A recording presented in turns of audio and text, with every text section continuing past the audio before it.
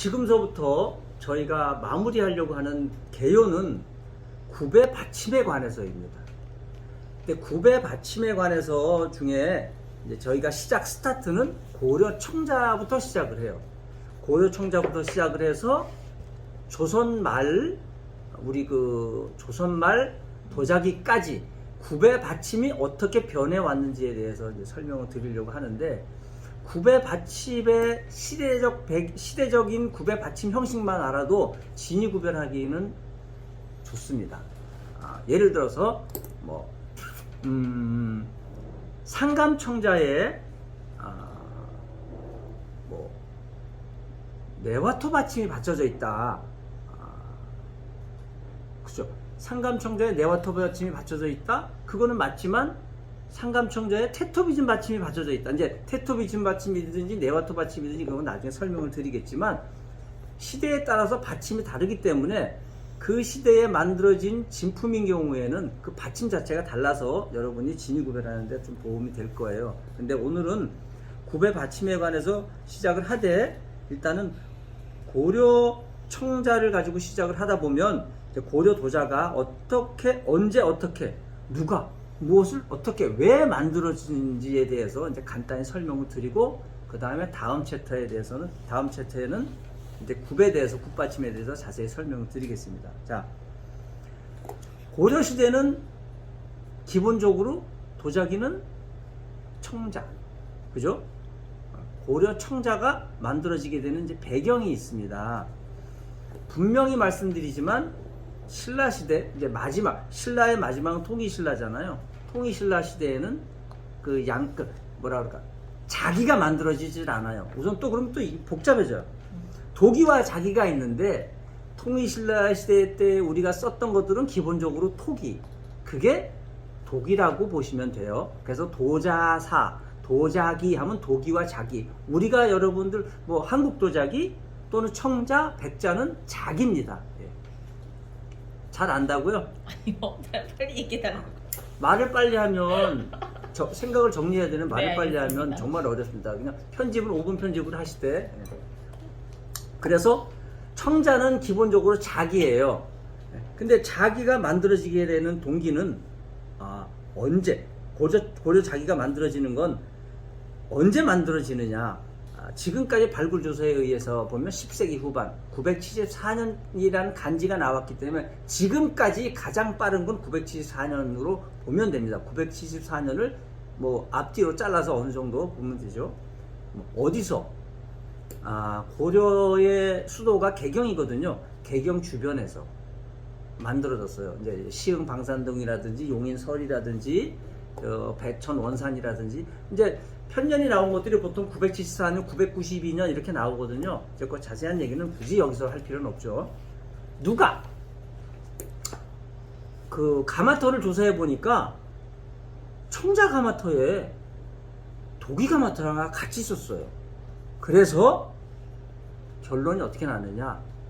중국 청자 장인을 불러서 한국 도기 장인과 같이 만들었다라는 결론이 나온 거예요. 특히 이제 시흥 방산동이라든지 배천 원산리 같은 데는 보면 옆에 도기 가마터가 있고, 도기 가마터 옆에 청자 가마터를 만든 거예요. 그렇기 때문에 그러면 만든 건 중국 사람이 만들었다. 근데 중국 사람이 어떻게 왔을까? 정말 중국 사람이 온 게 맞아? 발굴 조사를 해보면 5월이라는 글씨가 써 있고, 그 다음에 봉화라는 글씨가 써 있는데, 그 갓발 같은 데 보면 그 음각으로 글씨가 써 있었어요. 그 5월은 5월국이라는 거거든요. 전 세계에서 최초의 청자를 만든 나라? 5월국. 그렇죠. 중국 중에서도 5월국.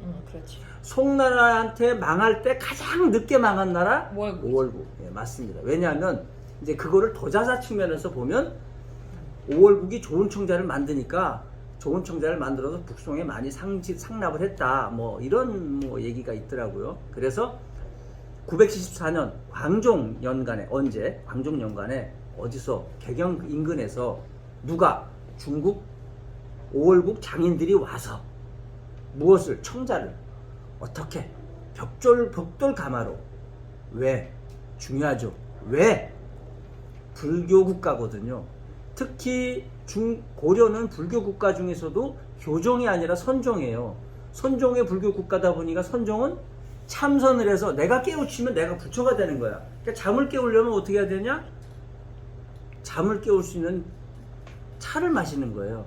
그래서 가장 먼저 고려시대에 가장 먼저 만들어진 도자기가 바로 이런 해무리국 다환입니다. 이런 해무리국 다환.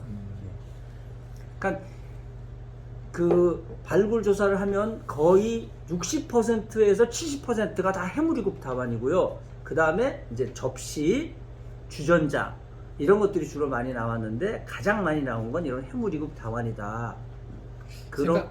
생각해서는 백제나 신라 이런 때도 되게 멋진 금속 이런 뭐 향로라던가 네. 기술력이 엄청 뛰어났던 걸로 알고 있는데 이런 도자기를 굽는 기술이 생각보다 많이 어려운가 봐요. 그러니까 일단은 우리가 보통 보면 청자 그러면 푸른 색깔인데 푸른 색깔을 만들려면 산소가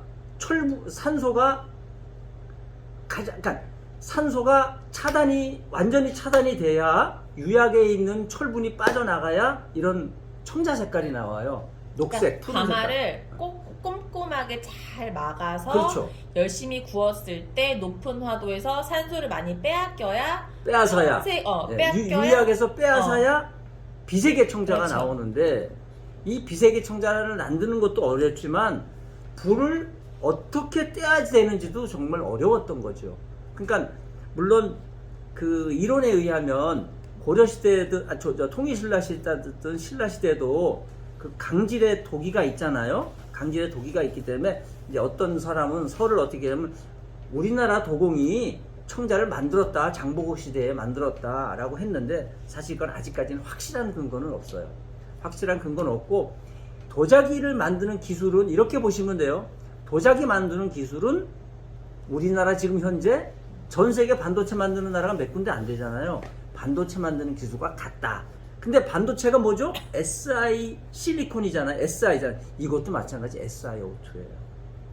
기본적으로 SiO2와 Al2O3가 교합이 돼야 좋은 도자기가 나오거든요. 그러니까 산화 알루미늄과 산화 규소가 들어가야 좋은 도자기가 나오는데 이런 도자기를 만드는 기술이 유일하게 전 세계, 그러니까 우리나라가 전 세계에서 고화도의 불을 뗄 수 있는 나라는 그 당시에 900년대 10세기 9세기 유일하게 중국이었어요. 그렇기 때문에 중국과 가까이 있었던 유일한 베트남과 그러니까 한국이죠. 베트남과 한반도에서 3국만 유일하게 좋은 도자기를 구울 수가 있었어요. 언제까지? 17세기까지. 17세기 이후에 우리나라 도공이 끌려가죠. 임진왜란 때. 그렇죠. 예, 끌려가서 우리나라 도공이 일본에 끌려가서 좋은 흙을 찾아내요. 그래서 고화도의 도자기를 구워내죠.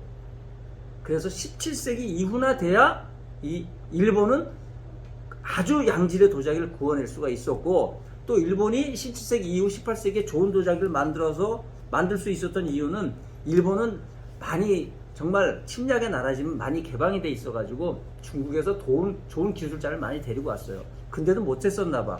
근데 우리나라 도공이 그러니까 아마 우리나라 도공이 임진왜란 때 가서 좋은 대접을 받았던 것도 사실은 사실인 것 같더라고요. 좋은 대접을 받아서 거기서 좋은 흙을 찾아서 구워내서 좋은 도자기를 만들었다. 그러니까 그런 그랬고 그 이후나 돼야 이제 그 기술이 다시 일본의 기술이 또는 중국의 기술이 다시 독일, 유럽으로 가서 마이센자기가 만들어지기 시작하는 겁니다. 그러니까 우리나라는 정말 전 세계에서 굉장히 우수한 도자기 강국이었는데 좀 안타깝게도 우리나라 도자기가 지금 많이 찬밥 신세가 되고 있네요. 예. 그래서 고려 도자의 시작은 다시 한번 정리를 하자면 10세기 후반 974년 광종 중국의 장인과 고려의 도기 장인이 벽돌가마로 청자를 특히 그 중에 해무리국 그러니까 차를 불교 국가였기 때문에 차를 마시는 용도로 다환을 많이 만들기 시작을 했다라는 게 이제 고려 도자의 그 요점입니다.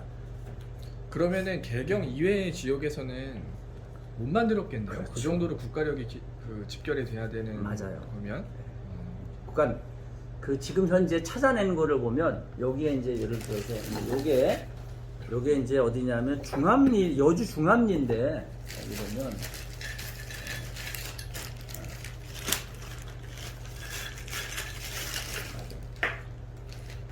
여기다 제가 써놨을 거예요. 어디다가 써놓은 이게 여주 중암리인데 이거는 백자예요. 잠시만요. 여주 중암리도 고려시대 그 초기, 아주 초기는 아니지만 초기 가마터거든요. 맞아, 여주 중암리 써있네. 이 가마터에서 제가 수습이 된 건데, 태토는 백자 태토예요. 대신 유약은 약간 푸른 청자토잖아요. 이게 보면 그 당시에는 고려시대 초기에는 그 뭐 부안유천이나 그 다음에 그 저기 어디야 그 사당리 그 강진 같은 데는 좋은 흙을 찾아내서 이제 빚었지만 이 당시에는 그 근처에 있는 흙들을 대충 빚었던 것 같아요. 근데 여주 중암리에는 정말 좋은 흙이 많이 있었던 거. 여주 중암리 진짜 가니까 백토가 널려져 있더라고요. 그래서 아마 여주 중암리에는 일부러 이 청자 유약을 멀리서 찾아서 할 게 아니라 가까운 데서 찾아서 백자토로 빚은 게 아닌가라는 생각이 들더라고요. 그리고 제가 자료 준비를 좀 더 했어야 되는데 어떻게 그냥 얼떨결에 자, 그러면 고려 청자가 처음 만들어진 거는 이제 대충 정리가 됐죠. 고려 청자의 받침에 대해서 간단히 말씀을 드리겠습니다. 그 자료는 나중에 제가 한번 찾아서 다시 정리하는 걸 하고, 오늘은 고려 청자가 만들어지는 게 아까 말씀드린 중국 도자기, 중국 청자에서도 시작을 했다고 그랬잖아요. 중국 청자는 저기 책이 있는데 저기 빨간 책을 갖고 와. 저기 맨 왼쪽에 오른쪽. 미안해. 빨간 고르시고 그거. 어이 땡큐. 미안해. 이게 이제 월주요 청자와 고려 청자라는 책입니다. 여기에 보면 이제 기본적으로 받침은 네와토 받침인데, 고려의 네와토 받침이 5개다. 그러면 중국의 네와토 받침 10개입니다.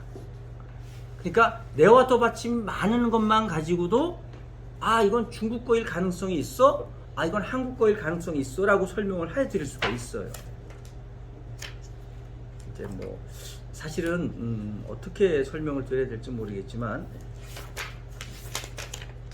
근데 지금 현재 전반적인 걸 얘기를 하기로 했으니까, 고려 청자의 처음 시작은 네와토 받침이에요. 네와토 받침을 이렇게, 요거는 이제 여기는 네와토 받침이고 이제 모래가 묻혀져 있는 것이지, 실질적으로 네와토 받침 하나, 둘, 셋, 넷, 5군데 정도 받쳐져 있는 거예요. 보시죠, 이렇게. 주셔야 돼요. 이렇게. 저거는. 확실한 걸로 한번 얘기해 보세요. 확실하게 어떤 게 있을까? 여기 있네. 요런 것도 있고, 여기도 이렇게 있고. 네와토로 받쳤다 이거예요. 네와토. 기본적으로 네와토로 받쳤어요. 3군데. 3군데, 4군데. 요건 4군데. 지금 이렇게 정확하게 보이네. 이렇게 보이죠, 이렇게. 3군데. 네. 이건 되게 정확하게 보여요. 네와토로 받쳐서 구원했어요. 그리고 이 당시에는 다 기본적으로 안에 이 갓발을 씌웠어요. 이거를 그 네와토로 그 갓발을 만들어서 이렇게 폭에서 이렇게 씌워서 구원했거든요. 그 당시에는. 그래서 이 가마터를 가면 굉장히 많아요. 이 갓발이. 부서진 갓발들이 굉장히 많은데, 기본적으로 네와토를 받쳐 구웠고요. 그 다음에 11세기 이후에 가면 네와토 받침과 규속 받침이 존재를 해요. 자, 그러면 중국엔 규속 받침이 있을까요? 없을까요? 두 분 중에 한 분 맞춰보세요. 중국에는 규속 받침이 있을까요? 없을까요? 없을 것 같습니다. 네, 없습니다. 왜? 희한하잖아요. 봐. 중국의 기술을 빌려서 우리나라에 왔으면 내화도 받침도 하고 규석 받침도 했으면 중국에도 규석 받침이 있어야 되잖아요. 근데 중국에는 규석 받침을 하질 않고 그것과 흡사한 지정 받침이라는 받침을 해요.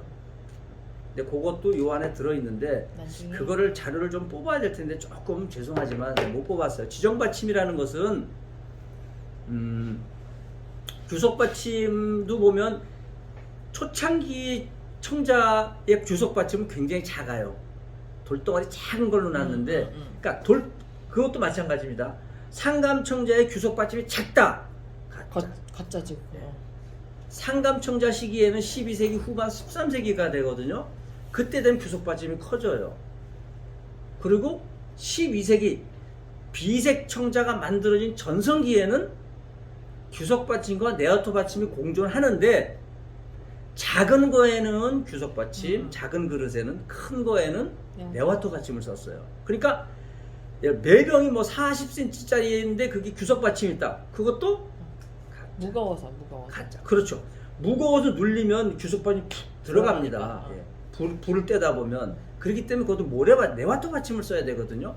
그러니까 근데 왜 중국엔 규석 받침이 없을까? 지정 받침이라고 그래가지고 이렇게 빼죽한 삼각형 딱 된 걸로 4-5 군데를 받쳐 구운 거예요. 이렇게.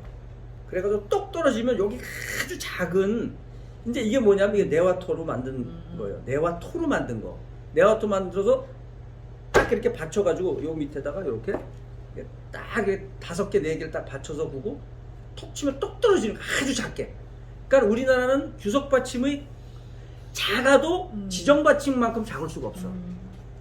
그런 식으로 지정 받침으로 구웠기 때문에 지정 받침이 중국에는 지정 받침이었는데 우리나라는 그 지정 받침을 못 만들었나 봐. 어떻게 됐든지 간에. 왜냐하면 사실 기술력이 조금 초기에 고려시대 초기에는 중국 장인이 들어와서 했지만 그 이후에는 이제 거란의 침입이 있어요. 이제 이게 참 도자사하고 이 역사하고 뗄래야 뗄 수가 없거든요.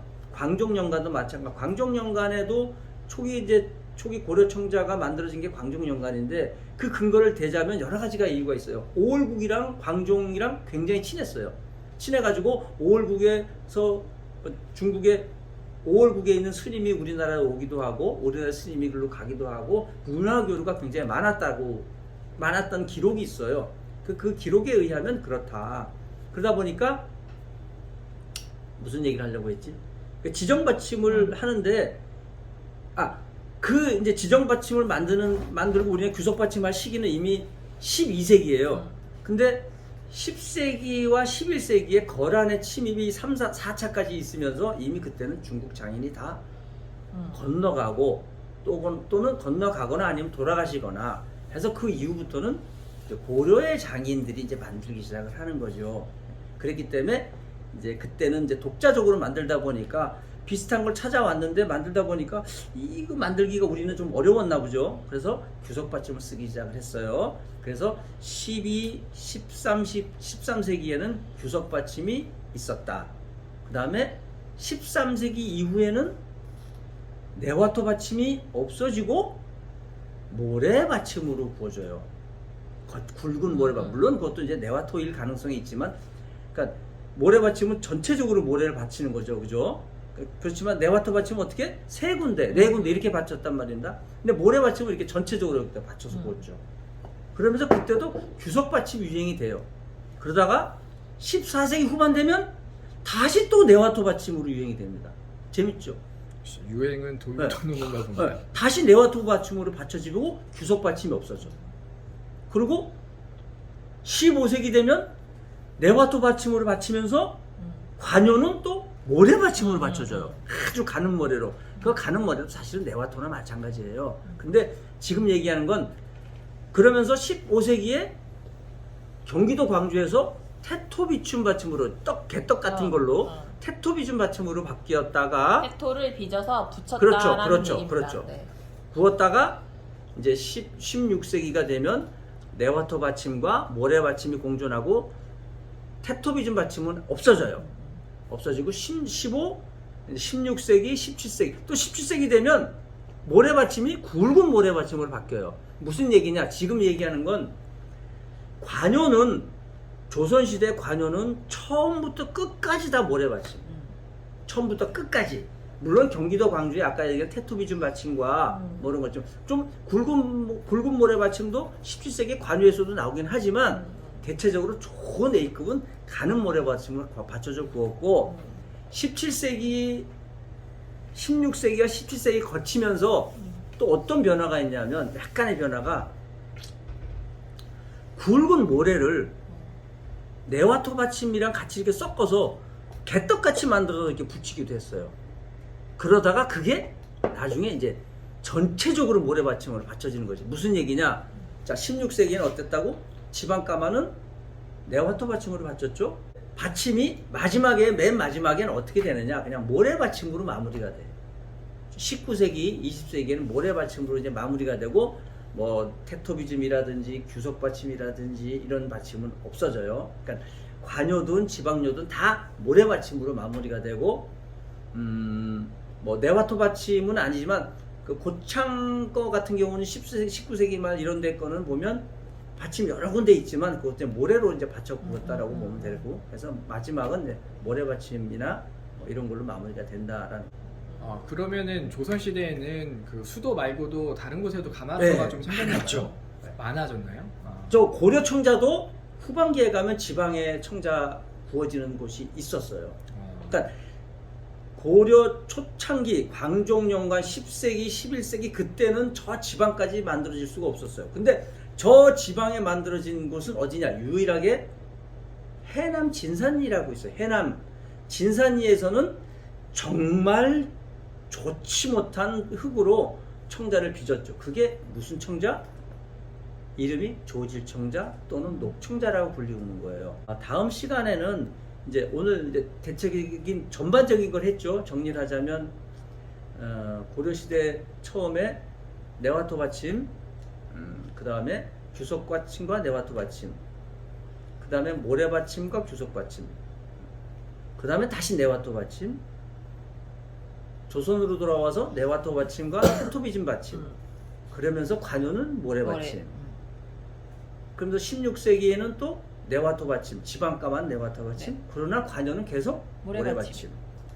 17세기, 16세기, 17세기에 거치면서 굵은 모래에다가 네와토를 섞어가지고 두세 군데 받쳤던 흔적이 보여요. 그러다가 결국 17세기 지방가마도 굵은 모래 받침. 관요는 여전히 가는 모래 받침. 그걸로 이제 뭐 마무리가 19세기까지 이제 마무리가 되고 이제 나중에 이제 조선은 이제 뭐 또 분원도 말입니다. 이제 하여튼 그렇게 마무리가 됩니다. 마무리가 되고 이제 분원 얘기는 또 중간중간 얘기를 하면서 국받침 얘기를 하면서 형태도 얘기를 할 것이고 상감청자도 얘기를 할 거고 뭐 여러 가지 얘기를 할 때 중간중간 섞어서 얘기를 할 테니까 이제 국받침만 가지고 이제 하면서 중간중간 섞어서 이제 말씀을 드리겠습니다. 다음 시간에는 해무리급의 받침과 같은 해무리급도 여러분이 아시다시피 해무리급은 한 가지라고 아시는데 그게 아니라 해무리급이 지금 학문으로 분류된 건 뭐냐 세 가지예요. 선해무리, 해무리, 후해무리 세 가지로 분류가 되니까 그거에 대해서 다음 주 시간에는 이제 여러분께 설명드리겠습니다. 감사합니다. 네, 수고하셨습니다. 감사합니다. 뭐 질문 같은 건 없나? 질문은 댓글로 받겠습니다. 네.